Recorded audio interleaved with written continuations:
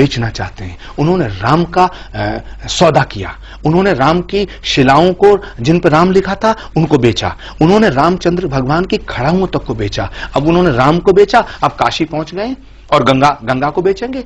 इतने दिन से 3 महीने होने को जा रहे हैं इस सरकार को। मैं बड़ी साफ दिल से कहना चाहता हूं कि काम एक रत्ती का नहीं हुआ है, लफ्फाजी हो रही है कोरी, मुझे ये बताइए, हो रही है गंगा के नाम पर। आपने जो बात कही कि राम के नाम पे सौदा हो रहा है, गंगा का सौदा हो रहा है। आप भारतीय संत समिति के अध्यक्ष हैं और भी बहुत सारे ऐसे ऑर्गेनाइजेशन हैं जो धर्म की रक्षा के लिए हैं, धर्म को किसी तरह से व्यवसाय में ना बदला जाए उसके लिए।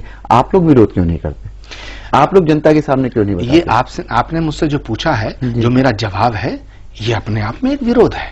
और माफी के साथ कहना चाहता हूं मैं कि नरेंद्र मोदी जी की सरकार जब से आई है तो संत जो है दहशत में है।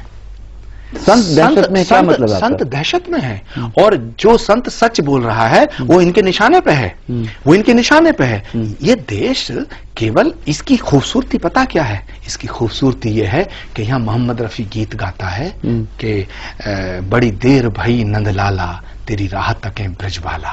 ये देश वो है जो अल्लामा इकबाल कहता है कि सारे जहां से अच्छा हिंदुस्तान हमारा। ये वो देश है जिसकी तहजीब को गंगा जमनी तहजीब कहा गया है। ये वो देश है जब देश के टुकड़े हुए धर्म के नाम पर तो मुसलमानों ने ये कहा कि हम पाकिस्तान नहीं जाएंगे। ये वो देश है जिस देश की आजादी के लिए अगर भगत सिंह का खून बहा है तो अशफाक को फांसी दी गई है। उसकी कुर्बानी और उसकी शहादत इसमें इस मिट्टी में शामिल है।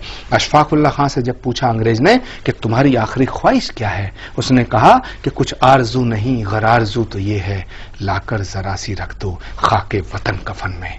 मैं पूछना चाहता हूं कि क्या वो अशफाक उल्लाह खां की कुर्बानी को क्या जवाब देगा आरएसएस? वीर अब्दुल हमीद ने पाकिस्तान से लड़ते हुए दुश्मन के टैंक तोड़े थे, अपने बदन की बोटियां। ये देश सबका है। चंद्रशेखर आजाद ने अगर इस देश के लिए कुर्बानी दी है तो ये देश क्या केवल ब्राह्मणों का है? भगत सिंह ने अगर इस देश के लिए कुर्बानी दी है तो इसलिए दी गई थी कि ये देश केवल सरदारों का है? अशफाक उल्लाह खान ने अगर कुर्बानी दी तो क्या ये देश केवल मुसलमानों का है? ये देश जितना हिंदुओं का है उतना ही मुसलमानों का है। आपने बड़ी अच्छी बात कही कि ये देश जितना हिंदुओं का होता है उतना मुसलमानों का है, लेकिन रह रह करके कुछ ऐसी चीजें होती हैं जिससे मुस्लिम समाज की अगर बात करें, आपने नाम लिया है तो मैं आपसे सवाल कर रहा हूं कि उनको ये लगता है कि शायद उनके साथ यहाँ पे न्याय नहीं हो रहा है। अभी कुछ दिनों से आपने देखा होगा कि बहुत सारे मुसलमान नौजवान दहशतगर्दी आतंकवाद के आरोप में पकड़े जाते हैं, बरसों बरस तक जेल में रहते हैं और उसके बाद एक अदालत ये कहती है कि नहीं, इनके ऊपर जितने आरोप थे वो गलत पाए गए। इसके लिए किसको जिम्मेदार आप मानते हैं?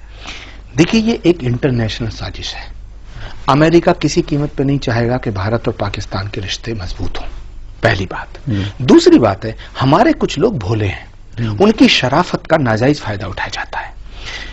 मिसाल के तौर पे इतिहास गवाह है, गांधी की हत्या किसी मुसलमान ने नहीं की।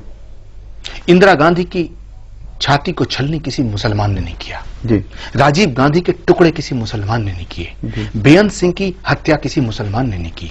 ललित माकन को किसी मुसलमान ने नहीं मारा। ये क्या है? ये क्या है?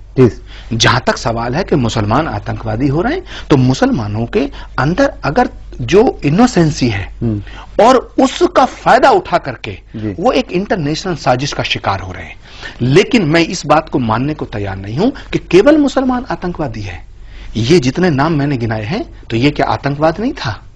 तो क्या ये कह दिया जाए कि सारे सरदार आतंकवादी हो गए? क्या ये कह दिया जाए कि सारे नाथुराम गॉडसे ने अगर गांधी की हत्या की तो सारे उस कम्युनिटी को पूरा जिम्मेदार ठहराया जाए?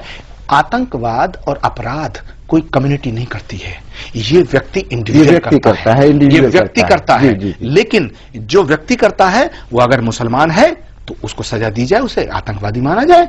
लेकिन अगर एक आदमी ने कोई गलत काम कर दिया है, गुनाह कर दिया है, तो सारे मुसलमानों को हम आतंकवादी मान लें? मैं ये दावे के साथ कहता हूं, जिम्मेदारी से कहता हूं कि इस्लाम आतंकवाद का नाम होता तो सारी दुनिया में इस्लाम नहीं फैलता, यजीदियत फैलती। इस्लाम मोहब्बत का, इबादत का, कुर्बत का, खिदमत का और इबादत का नाम है। ऐसे ही हिंदू धर्म दया का, शील का, क्षमा का, करुणा का, त्याग का नाम है, तपस्या का नाम है। आपने इतनी बढ़िया बात कही है, लेकिन ये